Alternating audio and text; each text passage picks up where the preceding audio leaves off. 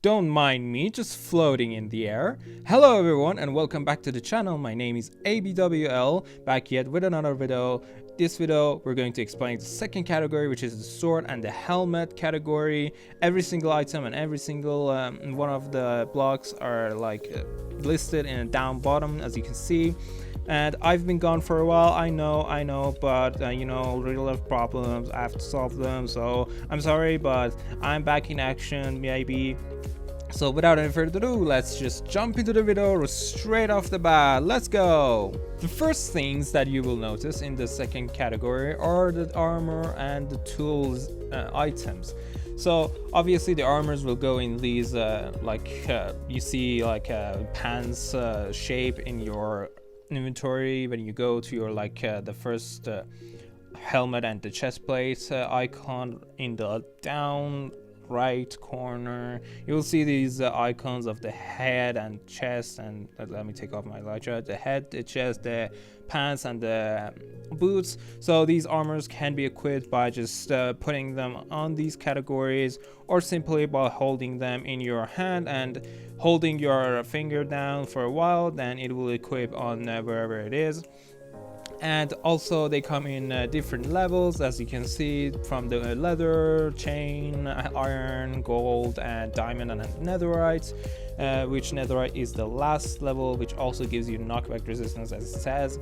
And the same goes for the tools, except they don't have chained as the armor, it's the stone. So we have all of the tools and gears right here leveled or like in the chart that you can see which one's obviously better. The first one being the leather and the wooden tools. As you can see right here is the first armor and tool that you can make for yourself, or is like the lowest level that you can acquire yourself. The next one is the chained armor and the stone tools. The chained armor is not a craftable recipe. You cannot craft chained chestplate or any of these pieces. It is only obtainable through killing mobs that are wearing these armors, and they have a chance of dropping these armors, and it looks cool, but it's not really that strong. So iron is the next one, obviously being the most common, and like in a mid game using iron is a very common thing, but in the late game you will use diamond and netherite. The next one is the gold armor. The reasoning why it's lower even than the wood is because gold is not meant to be used for armor and tools. It's mostly used for making clocks or like golden apples or just a fancy block. But the reasoning is because gold gear in general has way much lower durability than even wood. So you can imagine that these things can go out very much quicker than even your wooden tools. And it's not really worth making either armor or just tools out of the gold ingot. And one of the cool thing about gold gear is that it is kind of faster than even diamond and netherite, but it goes out so pretty fast, so it's not really worth the speed of this gear. The next one is the diamond, obviously being the late game armor, and especially the netherite is because you don't really find these in the woods just laying around. You have to go mining for them, and it's kind of hard. The next one is the netherite. Netherite is probably the hardest. It is kind of hard to obtain them, which I will explain in its own section where the netherite block is. The next item is the shield. So the shield goes in the shield icon in your the inventory place where you can see your skin. It goes in your offhand. This is your offhand, and when you crouch on the phone, it's the middle button on the left side. In the middle it's the crouch button, And obviously this will be changed, but whatever, it's just a crouch. The crouch activates the shield, so you can hold the shield down. So when you hold down the shield, it will knock back the enemy's attacks, although it will be broken by very strong enemies like the Ender Dragon, I guess, or the Warden, which is going to be coming to the game soon. And also it breaks, or like has a little cooldown when you hit it with an axe. The next items are the fishing rod with a carrot and the fishing rod with a fungus. You might have seen these and wonder what on earth are these. I mean, I've seen fishing rod. I know it's used for fishing, but what are these? Like a carrot on a stick and warped fungus on a stick. The reasoning is, there he goes. You see what it happens is because a carrot on a stick is used for like luring pigs. You see, like these pigs are following me because there's a carrot on the stick, so they will get lured. And also, if you mount a saddled pig, you can also boost your pig or like lead them wherever you want. So you can ride the pig. And it also has the boost option. If you like give it to them, they will go faster. But no thanks, I do not want to ride you right now. The next item is the warp fungus on a stick. These guys are called striders. They're found in the Nether, and their homeland is the Nether, and they usually are found where the lava is. They love being on the lava. When they're out, they will be cold, and their color will be like coldish, I guess. But yeah, you can do the same for them as the pigs, and they will get lured with the warped fungus on a stick. They're good for Nether traveling on lava, especially. Otherwise, these two items does not have any other purpose. The next item is the lead. So the lead is used to lead the animals or the mobs that you can lead them. Like you can't lead every single mob. Mostly like non-hostile mobs are leadable, so you can just lead them like these pigs. All you gotta do is to hold your finger on them for a while, or just use the button that says unleash or leash, you can see. And you can also tie the leads onto a fence post, so you can they cannot like run around at all. Like you can just tie them to a fence post that you want wherever you want them to be. The next item is the compass. The compass generally points towards the spawn, the general spawn. If you set your spawn on a bed or something, it will not point at that specific spot. It will point out to the spot that if you don't have a bed, you will respawn there. So it just shows the general location of that spawn point. The next item is the normal map, the empty map and the empty locator map. The normal map, which is the empty map, gives you like a full view of this entire area. You can enlarge these and zoom out these items, but they require a specific block that we will get to it in the next video. It's not in this video, so you just gotta know that normal maps looks like this, that they show the general things in a I'm not pretty sure how many chunks or how many blocks is this, but it is kind of big. So the next one is the empty locator map. So the locator map, when you place it down on an item frame, it will look like something like this, that you can see a green arrow of your own self. That is where the item frame is placed, but if you make one, you will see yourself in the locator map. That it is mostly used for finding your home or something like that. You always don't want to like get lost or something like that. And that was the maps. And the next one is the saddle.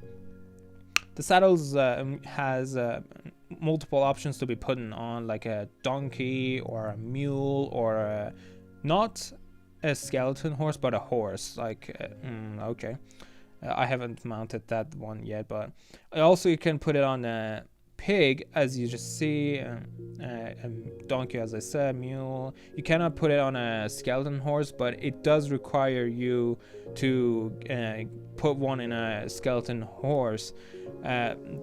in Java. Sorry, in Java it does require you to put one is in order to like write them around, but in Bedrock it's different.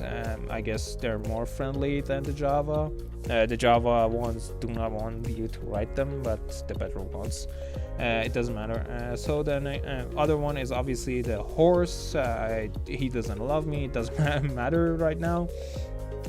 And obviously the other ones are the striders that you can just go up to them, and you see the saddle option, you hold down your finger on them, or you just use the button that you just came that says saddled. The next one is the hoe.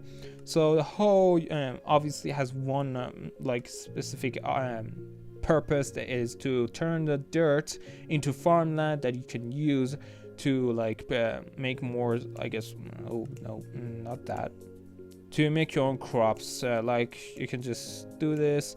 And also there must be water source nearby these. Every water source will support a 3x3 from each I think 4 maybe, I'm not sure, but I'm pretty sure about the 3. I'm not sure about the 4, but they will cover a range of 3 blocks away from the water source.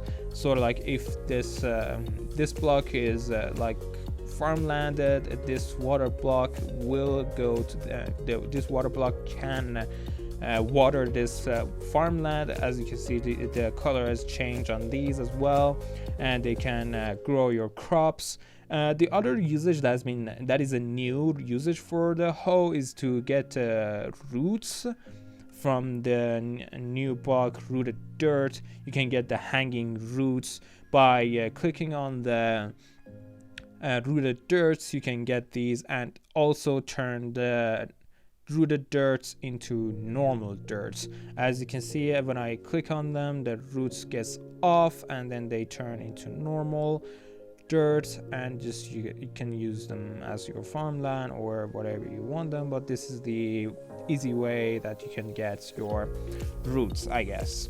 And also, as you can see, this water source has watered this farmland dirt, so you can plant crops on this one, as well as the rest. They will so yeah, it does go for 4 blocks. So yeah, it has a range of 4 blocks, or maybe more. I'm certain that it's 4 blocks. So if you have like a water source, you can go about 4 blocks in each direction and it will still support the water source. The next item is the shovel. The shovel can the shovel is mostly used for like grabbing gravel, dirt, or stuff like that, but one of its usage is that it can turn dirt into path blocks. You may have seen these in like villages, and you might wonder how you can get these. Obviously, easily you can just use a shovel to like turn any kind of dirt, normal dirt, or the coarse dirt, I believe. Yeah, there is it. Yeah, coarse dirt, grass blocks, puzzle, I believe. Where is it? Yeah, puzzle. These mycelium and the rooted dirt. Obviously you can turn them all into path blocks, no matter what kind of dirt it actually is. The next item is the axe. Obviously the main purpose of it is to chop down trees like so, but the other usage that it also has that many of you did not really knew is that you can strip wood, and it will like cut off the layer of that wood, and it will turn it into a very much more beautiful looking. And all you gotta do is to just click on them once. You don't really need to do anything special. You click them on once, and then they will turn into stripped log. That looks better than the normal log. As you just saw, the birch trees look so cool when they're stripped. So the next items are the crossbow and the normal bow. Sorry. So the crossbow and the normal bow, the two that has been questioning a long time. Why do I need to use a bow? Why do I need to use a crossbow? So the main purpose is that a bow is faster than a crossbow, obviously by like default, and it also is not so accurate. You see, like I'm not hitting anything. Like there we go. As you see, it's kind of difficult, but when it comes to crossbow, it has way much longer range, and it also has more damage by default. Okay, I just missed. I don't know what. There we go.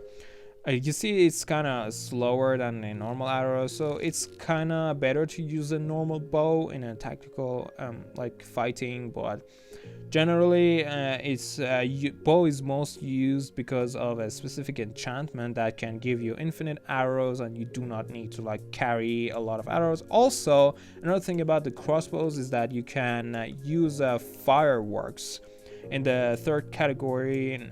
Like you can make any kind of fireworks. You put them in your offhand in the shield icon. If this thing goes off, in the shield icon that I said, you can put them in your that is your offhand. You can put them in your shield icon, and let's get rid of that arrow. And when you hold down your crossbow will be loaded with the firework, and then you can launch fireworks wherever you want.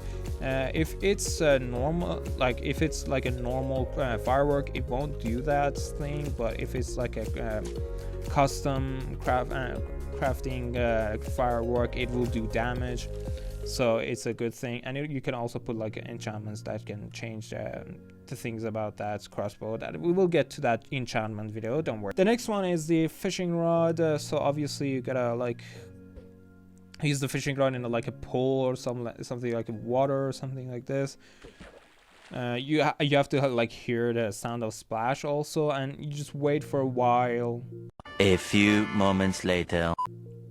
And then you get the fish, and you also get a lot of XP for like fishing, which is kind of interesting. And you just don't like fish fishes, but you also get like other loots like enchantments or like saddles, name tags, and good stuffs. And that's about the fishing rod. The next one is the shears. So you can gather look how insanely just quick it grabs it. So yeah, obviously shears are used to grab leaves that you cannot pick up normally, or you can pick up vines, normal vines, or the new introduced lichens that are in the caves. Lichens are only obtainable with shears. You cannot pick them with like silk touch. Also these new I've forgotten the name of them. Small drip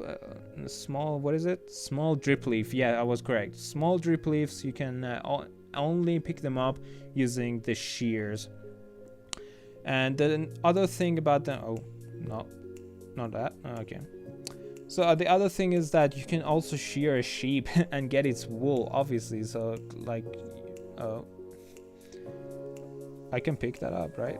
Right. No, I can't. Yeah, whatever. As you just saw, they drop their wool, and they will eat the grass, and their wool will come back.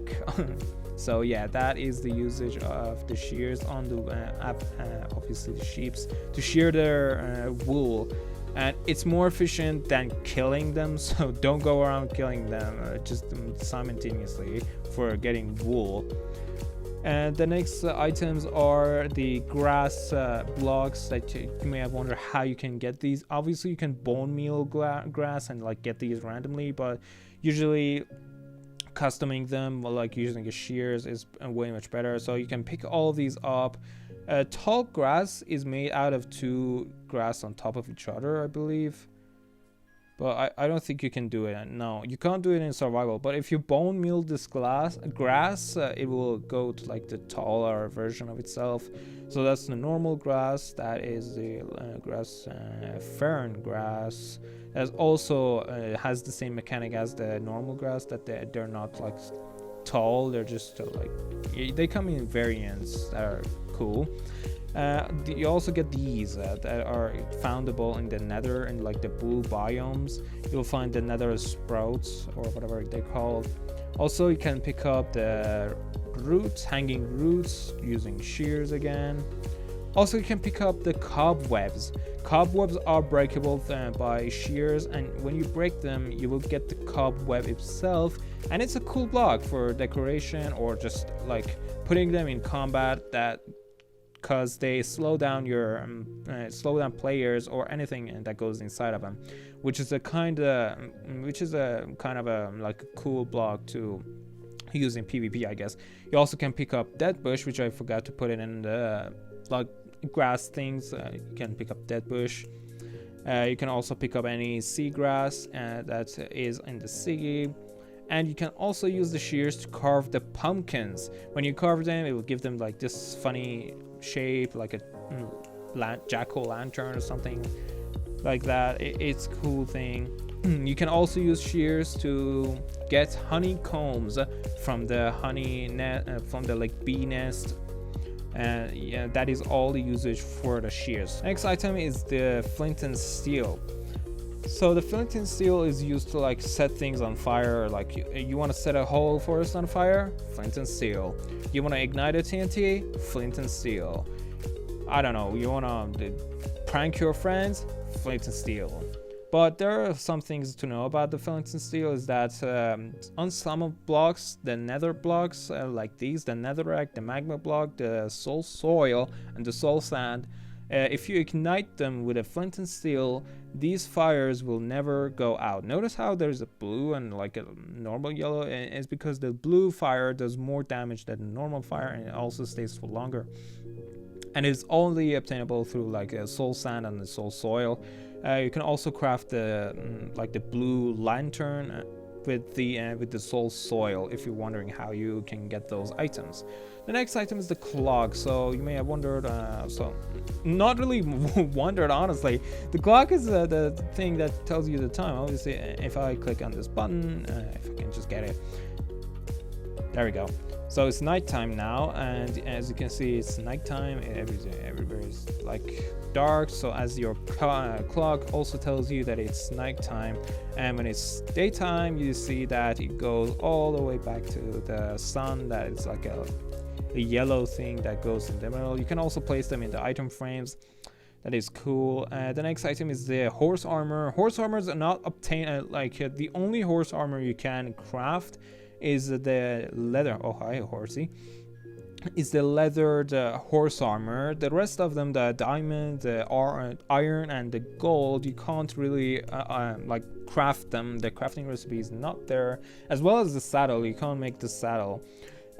So the only way to find these is like in the structures or like where you can find loot, and all you gotta do is to get on your horse and put them in the armor slot that is below their saddle, and it's only obtainable for hordes. You can't really put these on like any other mob, I guess.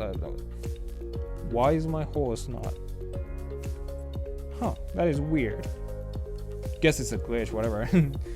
That was genuinely weird. The next thing is the Trident. The Trident does 8 damage, which is equal to the netherite sword, which is kind of weird. But it does 8 damage, I think, when throwing. I don't think it does the same as the like hitting it normally. I'm not sure. But yeah, it does a lot of damage. So it's a considerable weapon to be having.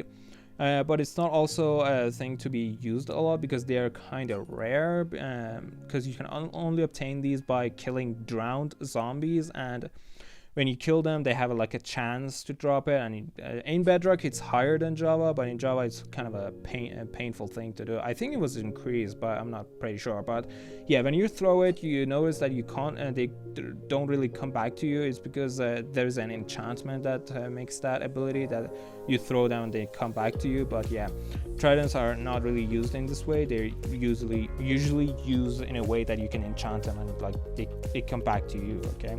And the next item is the turtle shell. Again, you put it on your head just like here, or you can just hold down your finger, and it equips on your head.